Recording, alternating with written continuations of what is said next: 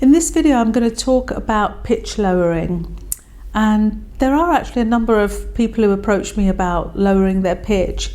So there is actually a condition that happens in puberty called puberphonia, which isn't the direct focus of my video today, where the pitch doesn't alter very much in puberty. And there are other times where voice just does alter, but not to the extent that somebody wants, or for some reason they just feel their voice is too high. It can be a source of actually quite a lot of distress.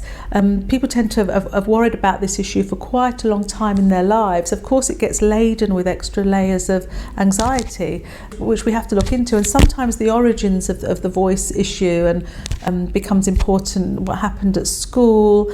So voice always has a certain depth to it. It's very rarely just come in, let's do a few exercises and off you go. It comes laden with certain layers by the time the person often gets to therapy. And often because, they may have had some attempts to stop and start, or try to get some help before and not been successful. It's more common than you think.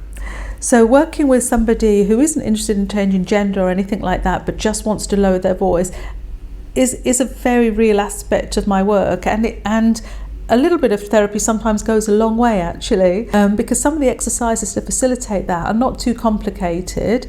Sometimes it's a surprise to the person that they can actually achieve a lower voice more comfortably, but they do feel self-conscious, and so there's that aspect to be worked through. And then there are the aspects again of once you've got the low voice, again then the building up. So again, my process of getting it comfortable, getting it so that it can sustain, and then getting the voice so that it can do more than that, which is usually being able to project a little bit. Sometimes people then want to explore a different singing voice. There's all sorts of aspects. Feeling more comfortable, socially using their voice.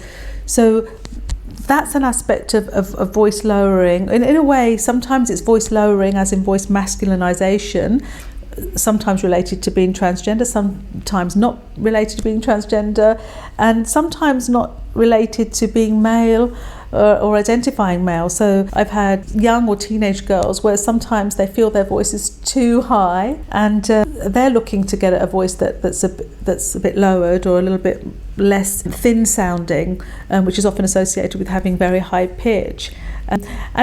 Within pitch ranges, there are of course people who are going to be high and low and in the middle. So there's a real range of how voices can be normal. Normal is a very wide range in voice, fortunately.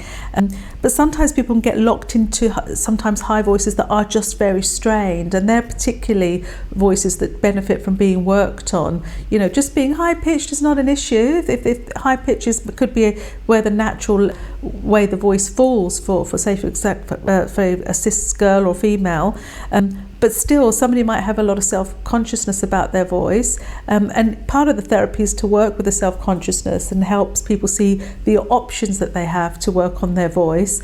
And sometimes it might just be to keep it the same but be more comfortable with it, and sometimes actually it does seem that the voice is being held too high and will benefit from some lowering. So working on pitch lowering is not something that I just do with the trans population. I do it a lot with different types of people who are assigned male at birth and want to stay that way but don't like the sound of their voice. So voice lowering for cis individuals, that's people who are born a certain sex and have no desire to change their gender along the way, is actually quite common, and people have issues with their voice, often the pitch of their voice, and seek treatment for it, which is something people might not have thought about. But I certainly have had several of those clients over the years, and sometimes it's cis males and sometimes it's girls who feel their voice is too high, but usually the treatment outcome is successful and people are very happy that they've embarked on that journey.